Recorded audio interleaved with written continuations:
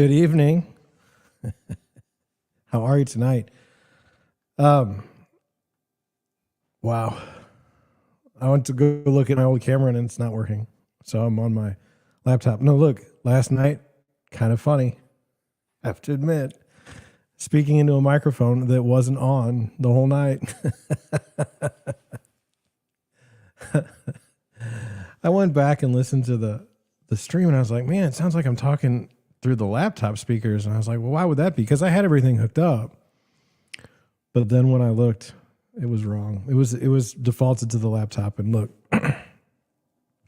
it was a miracle to get anything done at all last night to get a stream in. I mean, I don't know if you waited till the end, but my voice was just going out. My voice isn't great tonight. I don't know if I'm going to make it the whole time, but it was good. It was good. It was good to get back. It was good to prove that I could do it. Now, I don't know how things are going to go.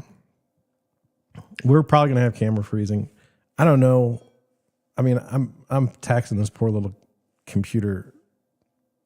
This laptop was never designed for this. But it's the best we got, and so we're going to use it. So, let's get started a little bit. My name is John Schenk. I'm the founder and managing broker of Deerwood Realty in St. Louis, Missouri. We're a small residential real estate firm. We focus mainly on helping buyers buy homes and sellers selling theirs. In the free time that I do have, I like to do my live stream. I like to talk about, pop culture, how it kind of mixes with everything.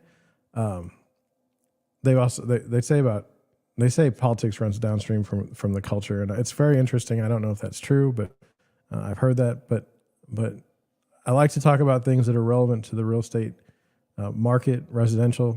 I don't focus too much on commercial right now. It's just not. It's not something where I've put a lot of energy into it. But yeah, we do that normally. I've been comfortable at 9:00 at night, and I kind of want to do it at 9, especially the way things have been going lately. I'm doing pretty well. Can I do a later stream if I have to? Yes. Because sometimes I show houses, and like this summer, it wouldn't be unusual to see a house at 8:30.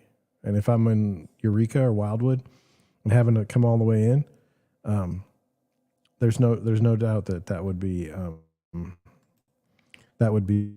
an issue. But the weekends are a little bit different. A lot of people like to look at houses on Saturdays and Sundays, and so I don't exactly know what my schedule is on those days. But the best way to follow along is they do have the notification bell on YouTube. I don't know that it works that great, but just look around and you should find me. I'm also on Rumble. I'm also streaming to Twitter right now and Facebook. Not that you have to go to any of those other places if you're happy on YouTube, but I'm also streaming on my website, DeerwoodRealtyandFriends.com. So if you want to be a part, if you want to be a part of the show, come on in the chat, put down comments, I'll read them, and we'll just go from there. I'm in let's talk about we're going to go over the show tonight. I do have my notes.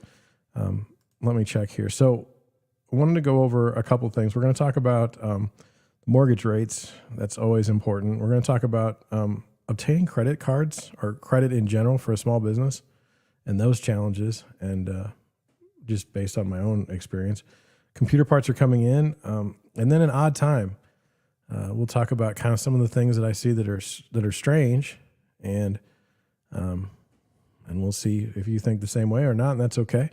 We'll go on Twitter. I did my first tweet today where I took data and I put it on the internet on Twitter as a post. We'll go over it. For me, it was very forward. It's not something that I normally do, but I'm getting a little more confidence as we go along, and so I did that. And then have 3 stories tonight to go over. Homebuilder expectations, the highest amongst realtors. That's a very odd thing. We'll discuss that. It's not necessarily true. Then we look at a Redfin article that's talking about all cash purchases on homes being down, but they're using November data. So I have some insights into that space. And then how to save money when buying a home. I think everybody would like to save money when buying a home, and so I think that article is going to be trash, but we should go over it just to see just to see if there's anything in there that might be able to help us. So with that being said, we'll just start from where I can. I'm feeling okay. You might be wondering how my health is. There's still that something that's causing me to have a sore throat, a tickle throat right now. I'm going to get a drink. I know. On my laptop, I don't have the set lighted correctly. I just want to produce something for you.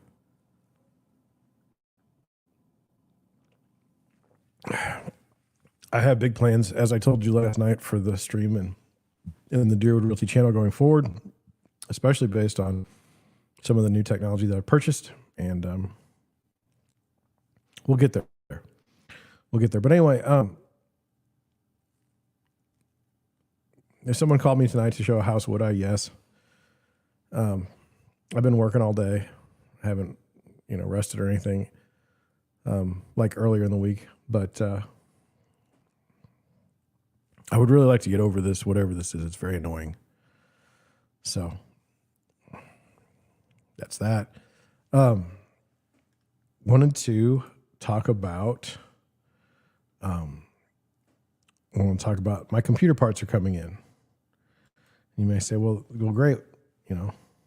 Why don't you go build it? Well, unfortunately, my case is back ordered, and I wanted to talk to somebody about that today. Like, hey, how do I get, on back order? Like, how long should I expect before I get the case? Because I really want the case. It has a lot of things that I like, but I don't have an answer for you. And so I didn't get a chance to check. I didn't know where I would check, even if I did. So I think honestly, that's the one thing that I don't have, or I could build a computer this weekend. That's not good. Today, we talked about it. I wanted to be able to film more. I don't want to use my my A6400. I want to use a GoPro because they're smaller and they're more tuned to what I want. So I'm going to make videos with that stuff. Now, are they going to be the greatest videos ever? No. But hopefully there's been times in my career where I've had a listing, okay? And I've wanted to show future sellers like, hey, these are some things to look out for when you're listing your home, and just put it on video. And the sellers are totally fine with me trying anything to get their house sold. And I wouldn't particularly do that while the house was being listed, but afterwards I would say, these are the things we went into. And I have a lot of friends that I list houses for that would be totally open to that. Now on the buyer side, I don't feel comfortable, and I've had this problem my whole career. We have to have some bit of client privilege. We have to have some sort of confidentiality. Like, I can't be telling stories about current deals that would impact the deal in any way. I can't be. I don't feel like it's professional. I'm a real estate agent, and I'm representing buyers, and I'm showing them a house, and then I'm taking pictures or photos while we're going through this. Now, I will take photos, but it's only photos, and they're only photos like if I see something that I think is worthy of a post down the road, and certainly not to throw shade at like a home seller. But I want to be focused on my buyers during that time. And so the way I think I'm going to try and get around that is I'm going to try and do kind of neighborhoods, parks, things in St. Louis that are enjoyable. And look, if you're watching my live stream and you like the live stream and you don't like my YouTube shorts, it's okay. You don't have to watch the shorts. And same thing goes with the regular videos. I have never had the ability since I started the channel to really produce any sort of edited video. I mean, I can run it through my editor, but it takes an hour. Show prep for this live stream can take many hours. I think I'm averaging about 2 to 3 hours on the prep, and then another hour on the completion, like the finishing up, where I need to post stuff and the write-ups and things like that. It's heavy, and I'm not complaining. I don't want you to think that I'm complaining, but I mean, if you've got maybe an hour to shoot a video, another hour to edit the video minimum, then you've got 2 hours of planning, then you've got the actual stream itself. Usually goes for an hour. It could go for more, but I don't have any really huge, what do I say, involvement right now. So it doesn't go longer. And so then another hour after that, I mean, I've probably got, I could put 6 or 7 hours in just content creation in a day. And that's tough when you're trying to do a real estate business as well. So, these are the things that we kind of have to deal with. These are my limitations. I'm only one person. But I'd love, like I said, for you to come along with me. And so the GoPro has been purchased. I bought the newest GoPro. I've seen the warnings that they freeze and everything, and I'm scared. But I just want more content for you, more different types. But like I said, if you don't want to watch the shorts that I put out, don't. If you don't want to watch the 8 to 10 minute videos, it's okay. It's not gonna hurt my feelings. And if you don't want to watch the live streams, but just know, like, I separated everything into different channels before, and it was an absolute disaster. I was just not able to get any traction when I did that. And I just feel like now the best thing is, look, we can look at this two different ways. We can look at it, one, that like YouTube is going to help us bring people to my channel, which I've been doing this for 2 years, and I'll be honest with you, the subscription level isn't very high. So I don't really think YouTube's doing that much. And then, I mean, I have one video that just consistently just gets played over and over and over again, but it doesn't bring subscribers or anything. So I wouldn't say that I don't feel like that's the best way forward for me. The best way forward for me is if you want to watch me on any of the places, or download it as a podcast. We have the podcast available on Spotify, Apple Podcasts. It should be on Google somewhere. They've kind of gone away, but you should be able to find, our content somewhere, and you should be able to enjoy it in some way. So if you're working out, you could listen to the show. If you're, and it's going to get better. Like I'm telling you this, not to try and get myself to do it better, but just so you know that I'm going to have a good show. At some point, it will be good. It's not there yet, but it's going to happen. So, parts coming in. I don't know. You tell me. I went through my specs last night. And what happened to me last night, which was, look, I mean, if you could see I don't really like the way, I'm going to check. I don't really like the way,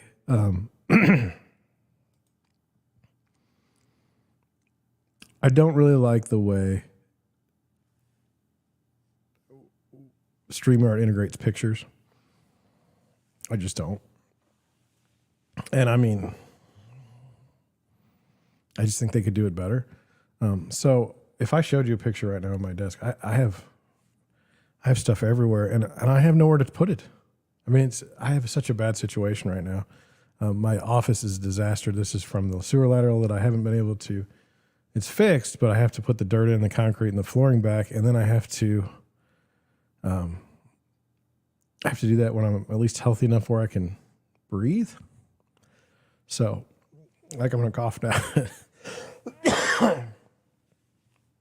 So, I am just, it's just a miracle I can get a stream out, and on my laptop, and look, I know things have to change.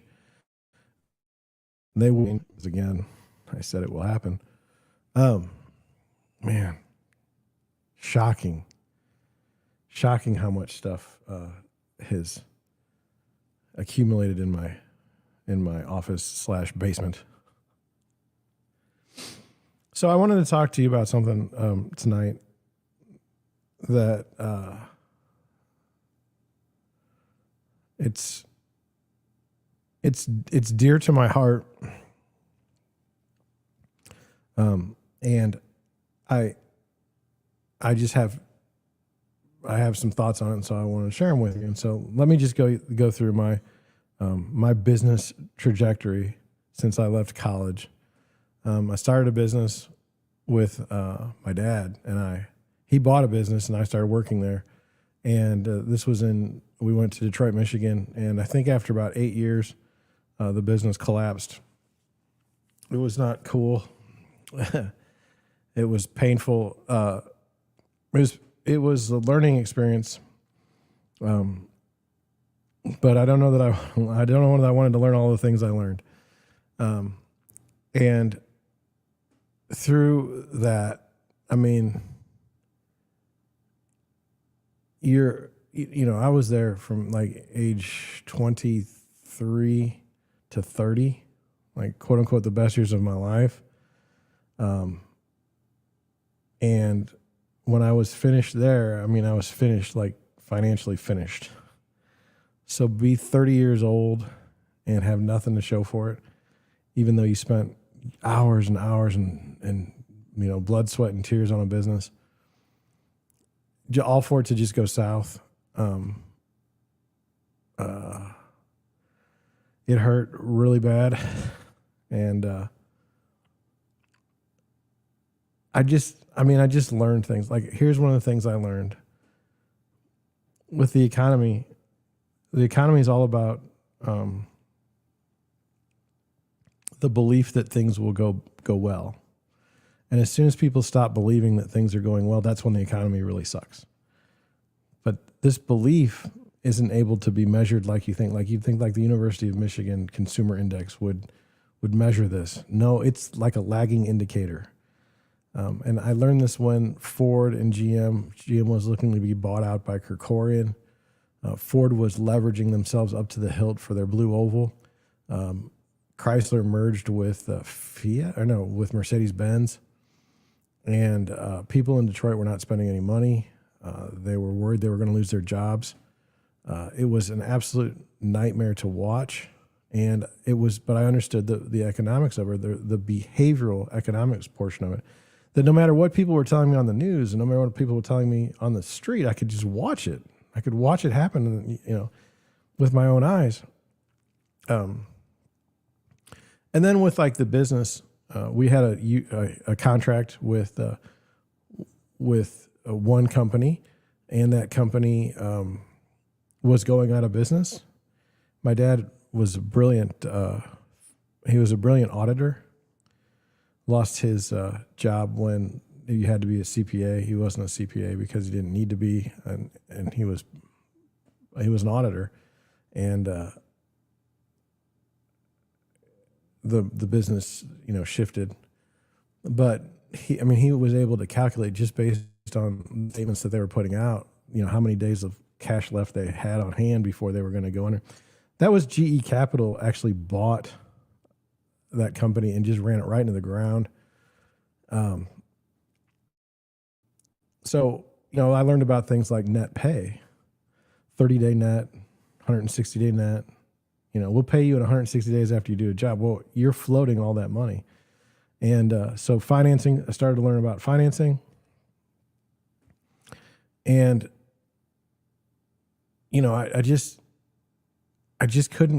I could never get the thing turned around. We started then, we started flipping houses in Detroit because that seemed like, at the time, this was Kwame Kilpatrick was bringing a new energy to downtown, and it was going to work out, and it didn't work out. Let's put it that way. Donald Trump pardoned Kwame Kilpatrick Didn't see that on my bingo board in 2008 when I left. I believe I left in 2008. But anyway, so you come home defeated. All your, when I was 22, 23, I had hair. By the time I was 30, hair was gone. Single, no family. Lived in the worst part of Detroit because it was close to the trailer and truck shop where we worked. It was terrible. It was terrible. And, I picked myself up over time. It didn't happen like the first day I came home. I didn't feel better. In fact, it was even worse because when I came home, I had my grandfather was having ailing health and needed someone to kind of look over him on a daily basis. Needed someone. I say he could have survived, but it was like, I know that I'm not going to have this person around much longer, and so that was no good. So you come home and you're like, death is looking over your family, and it was not a good situation. And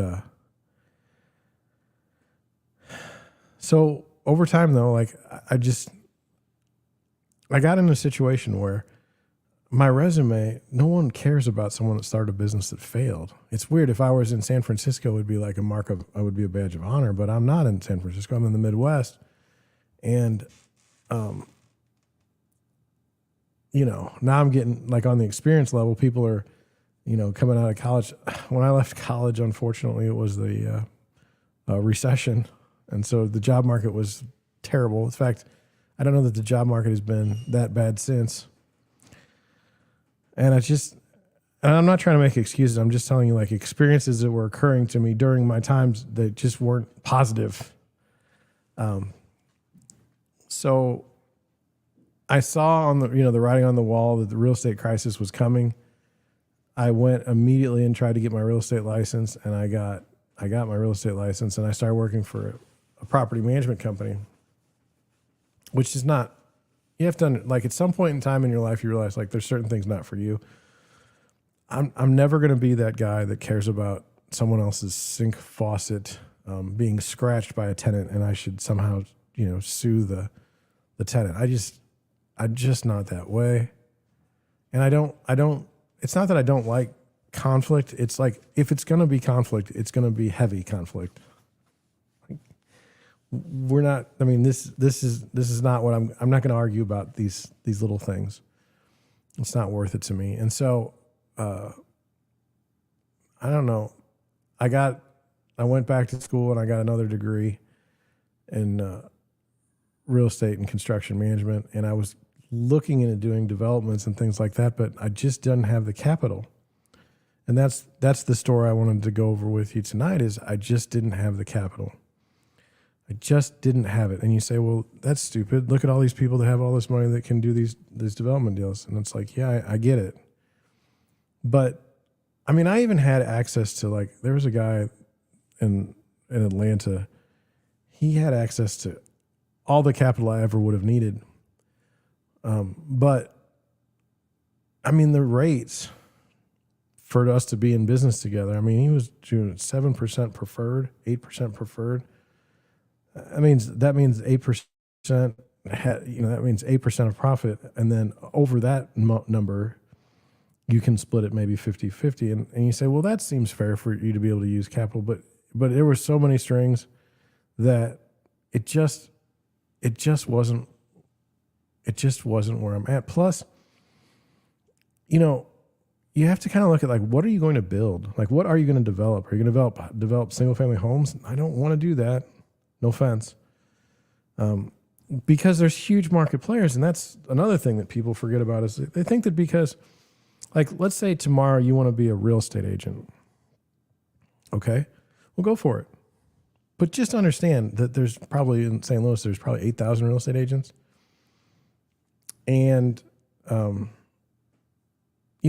they've been doing, 4,000 of those agents have been doing it for 25 years. So, like, you're going into a shark-infested pool, okay? And this is true with any business that you start, really. I mean, especially if you're going to self-finance it like I have, which is another thing. It's like, ugh, do I buy food or do I buy, something to help the business that I think might help the business? I have no way of proving that any of this will help the business. So you've got that. Anyway, I'm sitting there and I knew that I had my MBA, okay, which is another funny thing. You have an MBA. I think the MBA, at least the college experience for me, was to teach you to go to work for someone else, but I wasn't, or to get, your bona fides, on your resume to go somewhere else. But I was in my 30s and I didn't even have like that one job at that company that would get me where I needed to go. So that wasn't possible. So I started Deerwood Realty, but I started to help people buy and sell homes, like really help them, because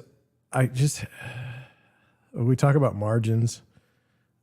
I don't like when people get ripped off. And I could see in the real estate world that, like, you put yourself with the wrong real estate agent, you're going to get ripped off many, many different ways. But specifically, what I learned in Detroit, specifically what I've taken with me, is this concept of financing is expensive.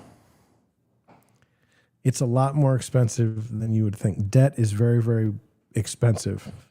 Now, I'm not Dave Ramsey. I'm not saying that you should never use debt. I'm not saying that you should never try to buy a house. But using debt as an instrument to move you forward is dicey. I always get stuck in my mind to this question of whenever I try to make a capital decision, a capital expenditure, in my personal life or in my business life, I say, well, would a millionaire do this? And if a millionaire wouldn't do it, then why am I doing it? Like, that's something that you might want to ponder a lot. But anyway, the issue when I started the business, I mean, there were some hallmarks when I started Deerwood Realty. There were some things that I was just not going to do differently, and that one of them was I was going to do everything in cash. I don't want credit. I actually couldn't do it even if I wanted to by then, because my credit was shot at age 30. I mean, just taken out to the woodshed and just beaten. So wasn't going to be able to do it on credit. And then that also meant, we're not taking on debt for anything. So, I mean, that threw development right out the window, because if you don't use debt financing in development, you're toast. So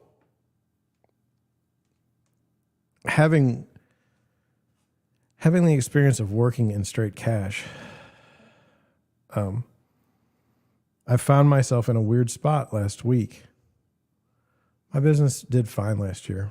My business will do fine this year. But I had always, now I want to be clear on this. I have a business credit card, but it's not in my business's name.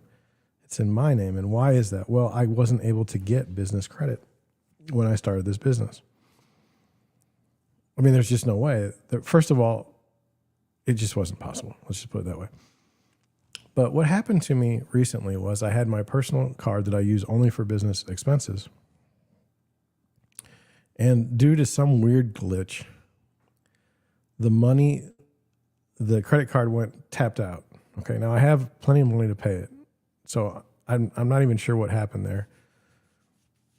I think it's the short month in February. Something just screwed up.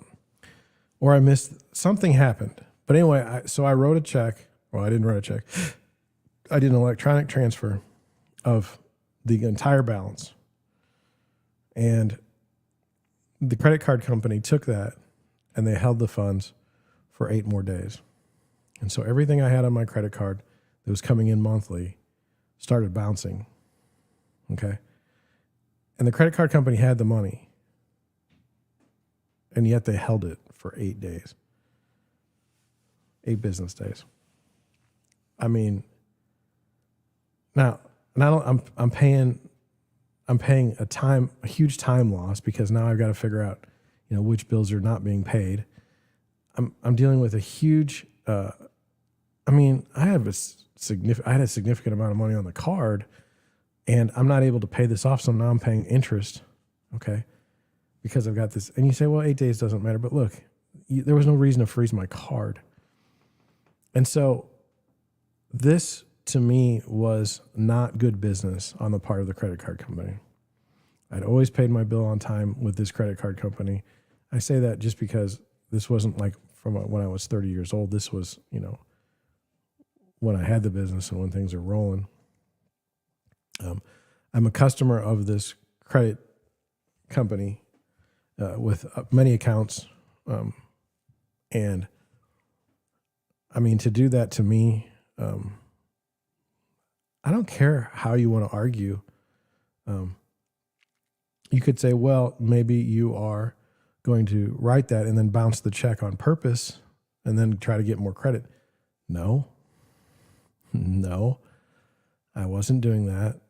I just wanted to have the bill paid off because, I needed the credit. So anyway, and you say, well, you don't know that. Like, look, I know it for a fact because I did an electronic transfer. It'd be different if I wrote a check, okay? I get it. But I did an electronic transfer specifically to them. And when I talked to them, they said the only way they would have not put a hold on that money was if I had a bank account with them. And I just thought that was ridiculous. I have a bank, and you're telling me that bank's money isn't good enough for you for 7 days,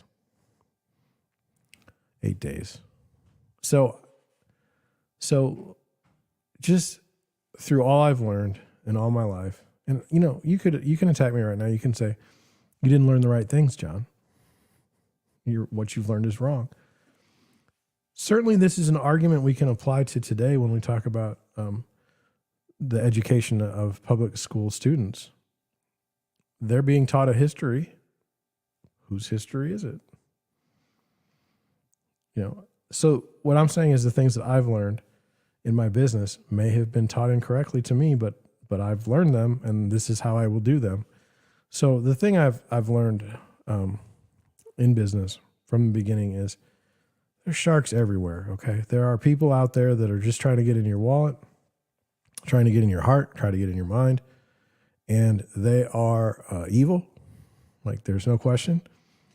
And when you say, well, when you see them, okay, and when you see their actions, okay, you respond, okay?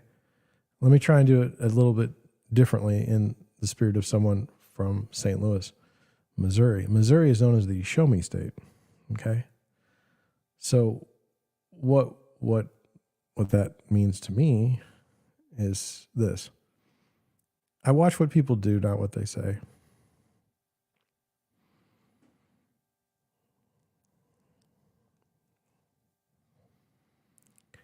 You can tell me that you're going to do business with me. You can tell me that you're looking forward to buying a house with me. You can you can say all these things, and yet you can still go buy a house with someone else.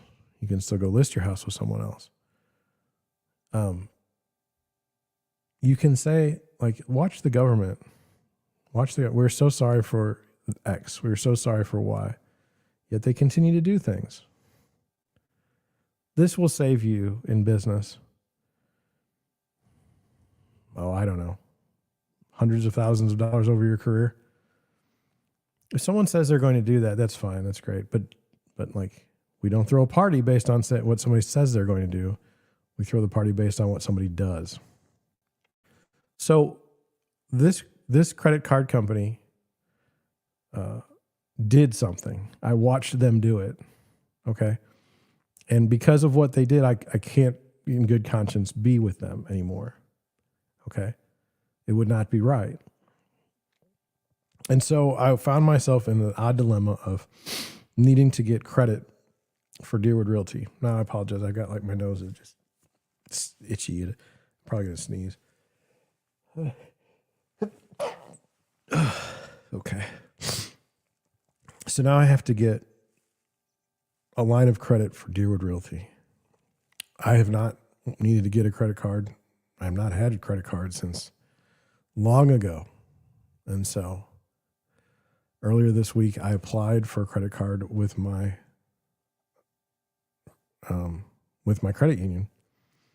This is a company from which I've had a prior positive banking relationship for the past. I started the brokerage in 2015, so I've always had it there. And I was going in there, and I needed, oddly enough, an ATM card, a debit card. Mine was not working, and I was like, "Hey, do you guys do credit cards?"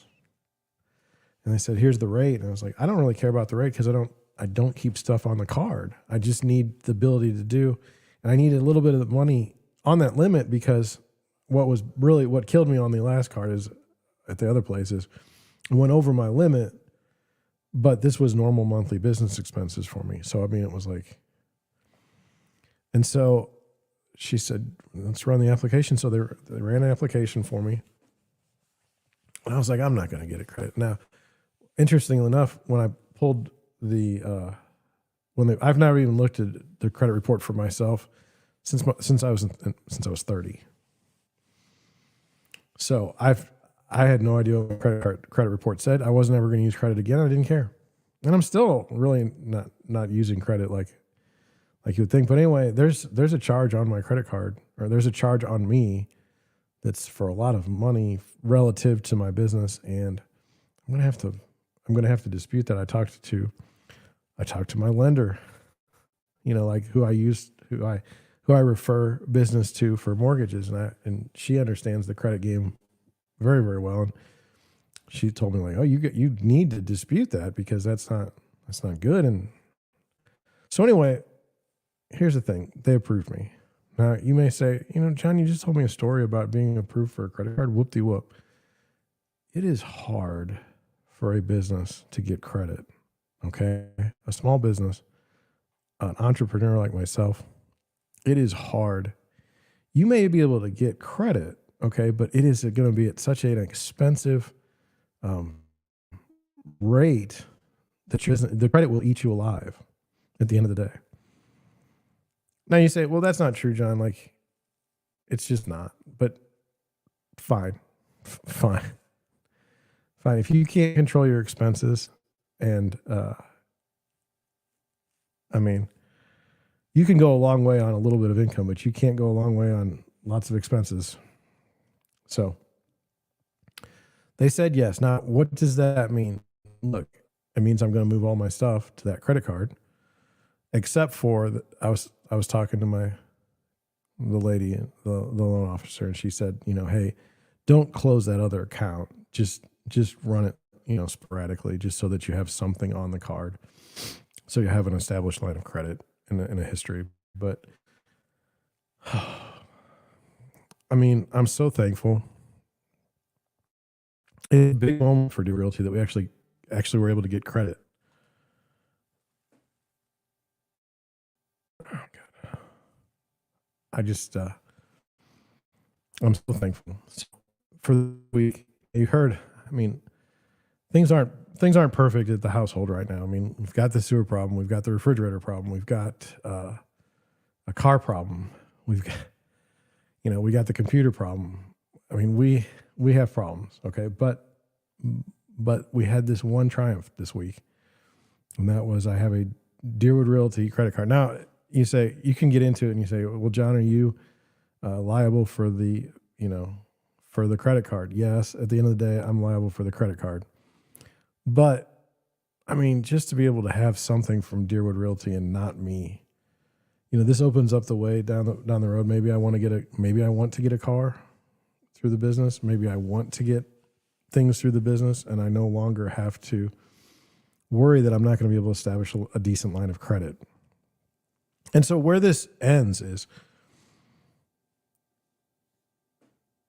I was talking to one of my former bosses, and he flipped houses for years.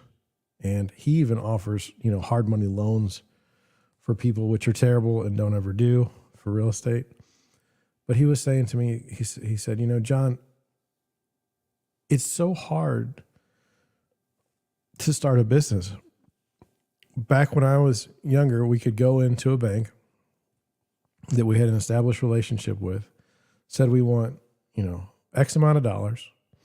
Bank would say, what do you want the money for? You say, well, this is what we want them for. And if it was real estate, they would say, absolutely. Go right ahead. Let's set it up. Now, like I can remember we did use a bank to do our flips and we established that relationship. But the guy the bank had to have such strong reporting that it was just a disaster. It was just terrible. And so, on one hand, people will say, well, I'm glad that banks are regulating, heavily regulating everything. But the financial problems don't stop just because the banks regulate things more. I mean, so I think my plea at the end of this is just to say, look,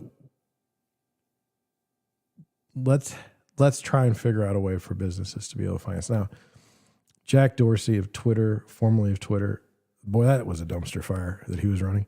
He's from St. Louis, went to Bishop DeBerg High School down the street. He said that he started Square, that financial company, because he was denied credit when he started. I've not looked into Square. I'm leery of all payment processors at this point, based on their shenanigans. But just know that the regulations that we're seeing in the banking world aren't going to stop the bad players. And if you're not able to establish a line of credit, I mean, even if you do have a good balance sheet, I mean, you should be able to get credit, but it doesn't guarantee it. So anyway, I just wanted to put that out there for all you people that are trying to start a business, that are thinking about starting a business. Understand that it's going to cost a lot more than you think if you're self-financing it, and you're going to have no access to credit.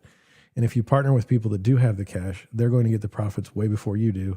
And so you'll be working 3 or 4 times as hard. And then you have to ask yourself, is it really worth it?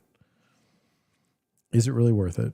And to me, it wasn't. Self-finance all the way in cash. I mean, I pour all my profits right back into the business. For the most part, this year was the first year that I took any money from the business for myself. And look, you could say, well, John, that's just a function of the marketplace.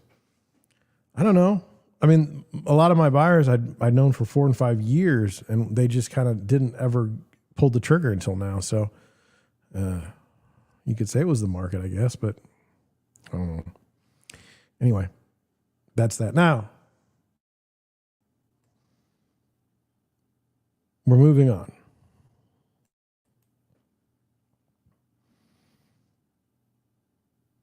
Last night, I didn't tell you this, but last night when I was doing my live stream, normally I get an email notification from YouTube that says I'm live. Well, I didn't get that. And so the whole live stream, I'm thinking, did I mess up? Because one of the things I do is I don't look at how many people are watching the stream at any one time. The reason why is, say there's 5 people watching the stream, which never happens.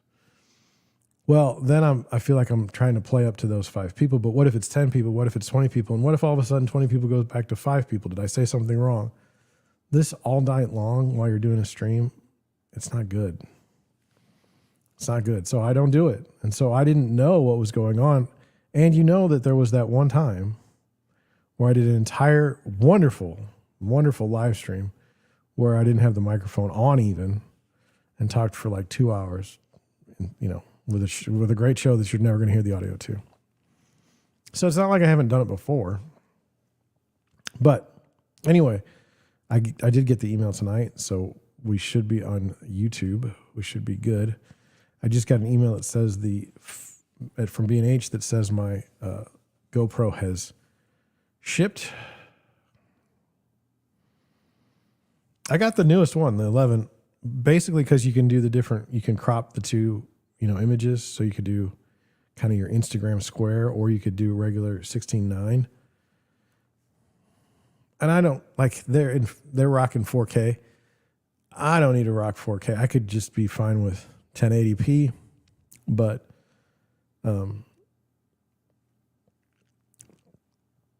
I have not, like I used to upscale my videos to 4K, but YouTube doesn't care if they're 4K, and the people don't care if they're 4K. I mean, right now, if I'm glitching, I'm at 1080. Do you care? I mean, you're here. I mean, I don't like it, but at the same time, it's like, we'll deal with it. So let's continue. Well, we'll just keep going. Like, I wanted to go over, like, I was gone for what, maybe a week or two. And there were things happening in the United States that were strange. And I'll just let you try to figure out what I'm talking about. But I don't want to talk about those things because I don't feel like I know enough about it to speak to it. But what I would say is this. We're in a strange time in the United States. You say, well, we've been in this situation before. No, I don't mean it like that. I mean, right now, things are strange. Okay? I don't care how you want to classify things as being strange, but I would just say that the stories that we see that are from reputable, quote unquote, sources are oftentimes completely wrong. And definitely not as the way they're reported. And then things that you would think would be news that should be reported to everyone don't seem to make the cut. And so, strange. And I just wanted to, talk about that for a minute. I have no trust in the government. I have no trust in the government, the state government, the local government, the county government, municipality. I'm not in one. Don't trust them. Have no trust in it. And if you do have the government, do you work for the government? Because those are the only reasons. Those are the only people I would ever think would have any faith in the government at this point in time. And there's also no trust in institutions. And so, as I speak to you tonight, I'm concerned about speaking my mind in a public forum such as YouTube. I don't know what the buzzwords are that are going to get me off. Even I don't know what health safety is going to do, or trust and safety is going to do with anything that I say. I know that I have in one of my stories for tonight and one of the articles for tonight, which I might not even get to, I know that there is a word in there in the URL that might make YouTube uncomfortable based on what they've done in the past. Now you say, well, it's not really YouTube, John. It's the algorithms.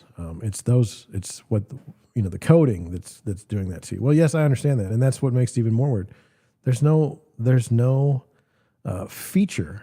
There's no one I can go to ask what I did wrong or what to do to make it right. And so, we have no faith in our government. We have no faith in our institutions. And what I would say is, what I would ask is, there was a time when I believed what people said. As far as the government, like if they put out a statement, if the government puts out a statement and says, this is what happened, I believed it. And what I would ask of you is, like, if you still believe that the government should be trusted for anything, like what is causing you to do that? Like, what do you see that I don't? And then the other question I would have is like, has it always been this way? Like, has my whole life, has it been like, we shouldn't be trusting these institutions because they're rotten to the core? Or is this a fairly new development? I mean, we're not seeing a level of competence out of people or institutions. Like, people in leadership are not even competent. I mean, it's bad. And I would say it's like we're kind of on our own. I felt this way in Detroit. I never was bothered by the police in Detroit because they were never in the neighborhoods I was in. We literally had an alley where people would steal cars and drive the car down the alley at 50 miles an hour into a berm, and then they would they would start the cars on fire for insurance fraud.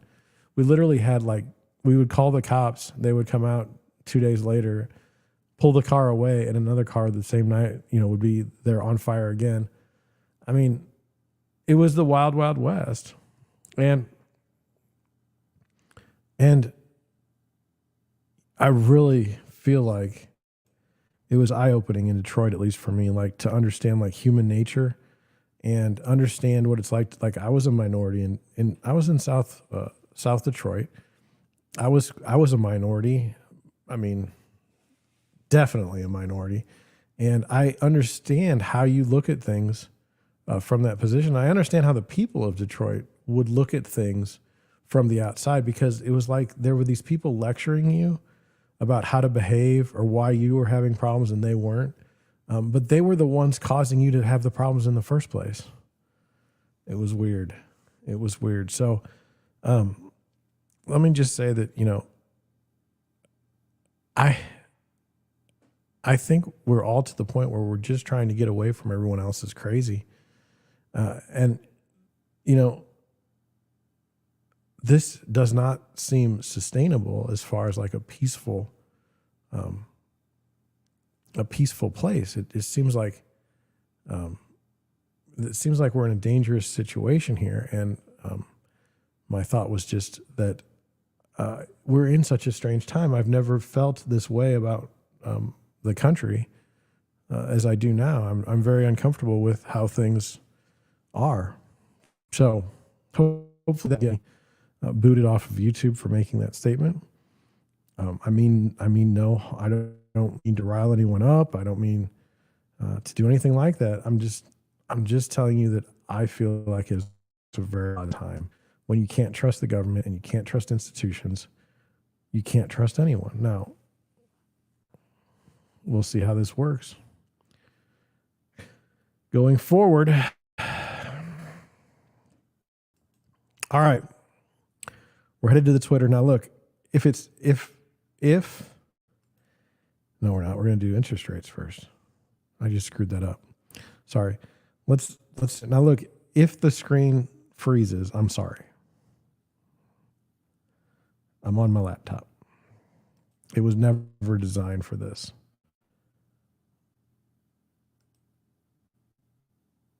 Okay, here we go. We're going to Deerwood Realty. Now, look, I think that affordability in homes matters. I think that there is a tie between the median income in the United States and home affordability.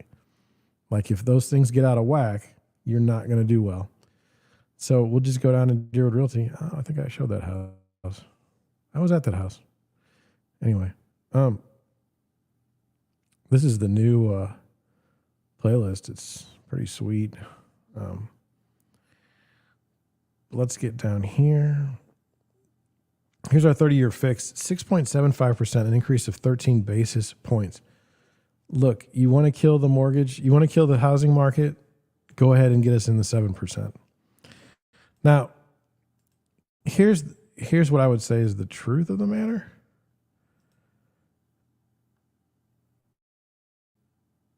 And I'm not proud of this. Look, there are times when you need to buy a house. Almost doesn't matter what the interest rate is. Like you can't, if you're having a family, you can't wait. If you're getting married, you can't wait. If you're doing a number of things, like if someone's passing away, they're going to have to sell their house, or they're going to have, like these things happen. You're going to kill the market at 7%. I'm just not happy. We were down, 2 weeks ago, we were down close. We were below 6 on one day. I know from my lenders, their applications were up, and I know things were. Now, look, I don't want an overheated housing market. Don't get me wrong. I'd be at 5.5% every day of the week. I'd be happy with that. But this is something we should be paying attention to. This number goes up, I don't care how strong the economy is. With this, if this number goes up and just ramps like it's doing right now, yeesh.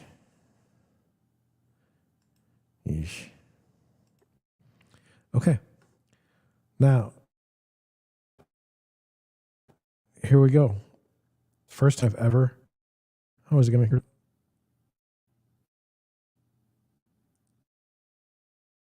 Okay, here it is.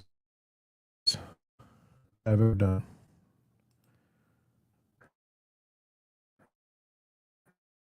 I mean, but first I used it in the form of a tweet.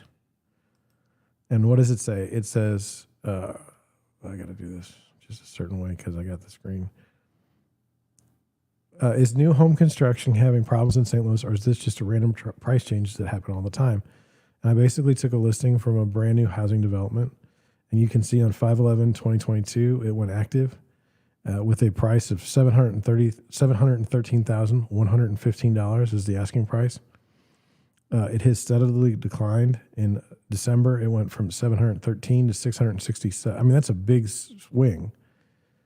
From 667 to 648, from 648 to 644. Now, they only dropped it 4 on the 9th of the 23rd. Can't be good. But I have seen over in that neighborhood, they did raise prices on one house. So it's very interesting.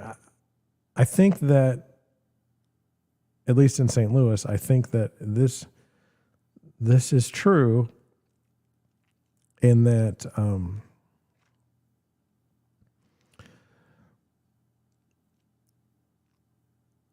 that the builders can go a while lower. But let me change the subject a little bit until this. Many new home construction tenant or clients don't use real estate agents. They just blindly trust the builder, which is the dumbest thing in the world. But whatever. Look, I'm like, so say you wanted to go live in that neighborhood and say I have this information.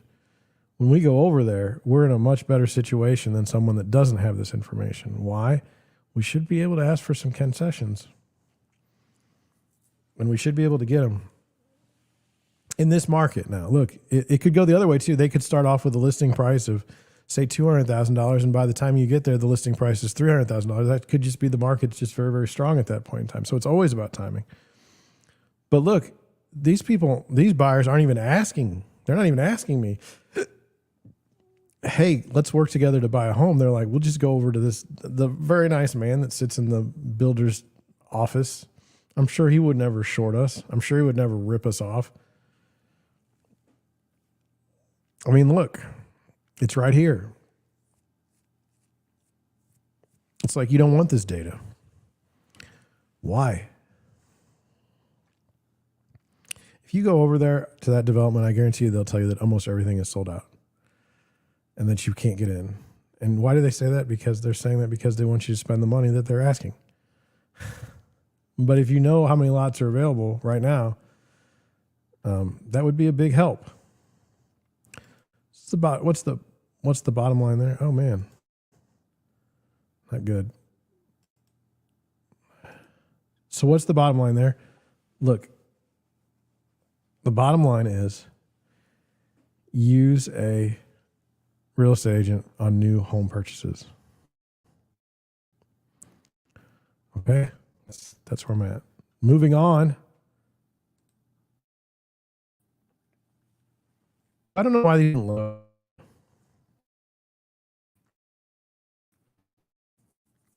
Really computer processor already. This is from CH. Okay. It said in January 1990, April 2000, January 2007, January 2020, and January 2023, the Bureau of Labor Statistics reported a blowout employment report with core employed population percentage peaking just above 80%. And every time began a precipitous decline. But will it be different this time? I will tell you that the answer is no, it will not be different this time. It was a very fascinating thing to take note of. I mean, look at this decline here in 2020. I mean, bam. And then, it did come back. Okay. And these other ones just all high and just, it's like you can't go higher. Okay. It just can't go higher. They talk about look, solid employment numbers in the United States are like 5% of the eligible people that want jobs that don't have them. So it's never 100%. Okay. So we'll see what happens.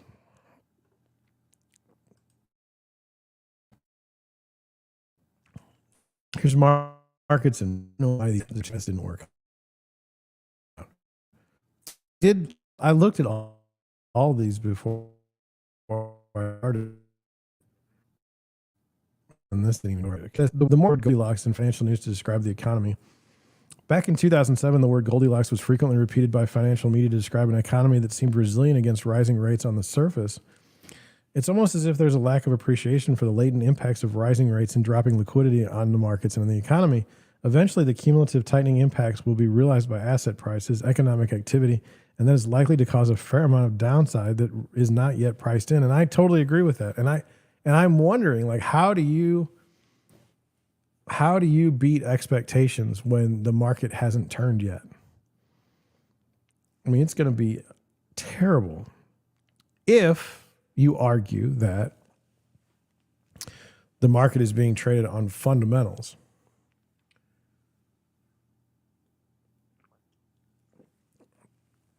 I don't know if that's true. I mean, and when I say by fundamentals, I mean the market is being priced by, earnings driving the market, or is it just all technical? Do we just look at the charts and just, I don't know. Darth Powell. I'm embarrassed to see if I can get it fixed next time. Now look, but I don't like to talk. I'm going to read his tweet. Okay. It says, and it's, close your ears if you get offended. It says, I got to just see this one thing. It says, okay. Oh gosh. Now I got a mess. Oh man. It says local real estate blondie Tits McGee shoots misses. LOL. Shit has been the same for sale for almost a year. During an absolute boom time at 3% rates, this thing is worth $500,000. I would guess her break even at best is $750,000. Good luck, expletive. So this is a fix and flipper in Arizona that he is tracking. Sold for $720,000 in 2022. Fix and flip, got it up to asking price of $810,000 during December. Changed it to $800,000. Removed the listing. Price changed down to $785,000. Now look, they bought it at $720,000, so they're going to eat it here at $775,000. Price changed to $765,000. They're sitting on this, and he says he thinks that the break even at best is $750,000. And that person's holding this house. So I mean, this is not good. Let me just check that. Okay, good. So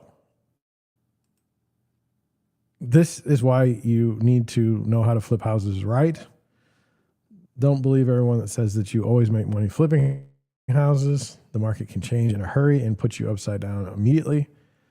I don't wish for people to lose their hats, but just know it can happen. Jeff Winiger on Twitter, really irritated by this, but here we go. Says everyone's and assuming now these investors are disappearing. Another bailout is coming. I can feel it in my bones. The precedent was set in 2008 and 2009, and as you and me, we're picking up the bar tab again. It's like, here you go. Investor home purchases fall most on record in the fourth quarter. Year-over-year change in the number of U.S. homes bought by investors, down 40%. Look, that's going to have an impact. It is going to happen that we will pick up the tab again. This is how this works. It's not great. Not looking forward to it. Rudy Havenstein.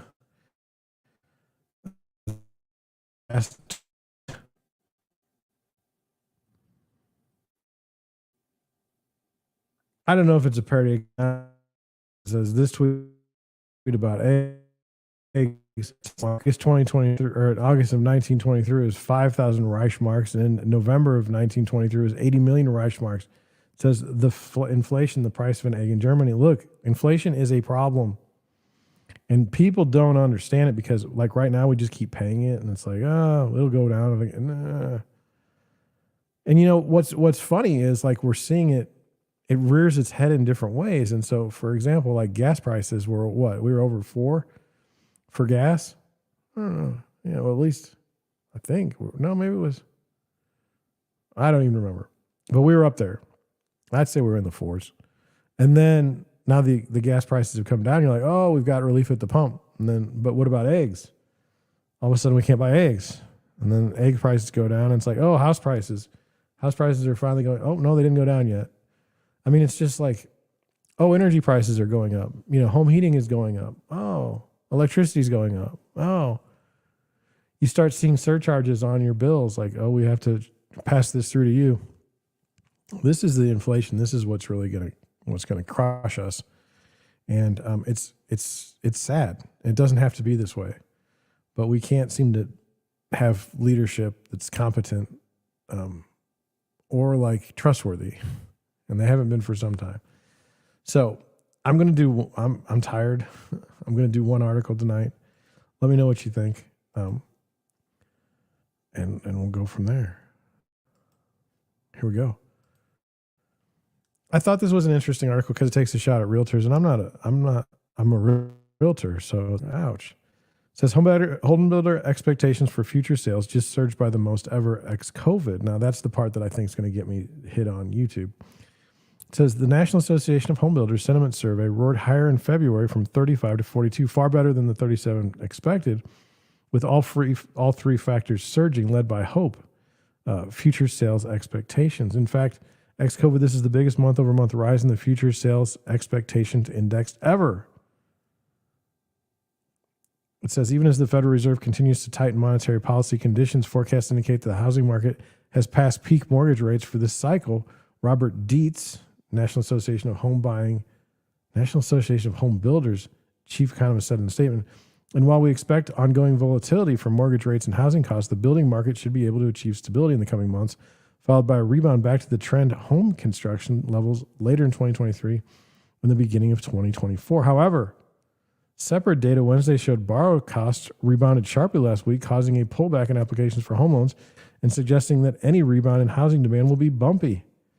The Mortgage Bankers Association said that the contract rate on a 30-year fixed mortgage jumped 21 basis points, the most in 4 months, to 6.39%. Home purchase applications slid 5.5%. Bear in mind, however, that futures are signaling a resurgence in home prices.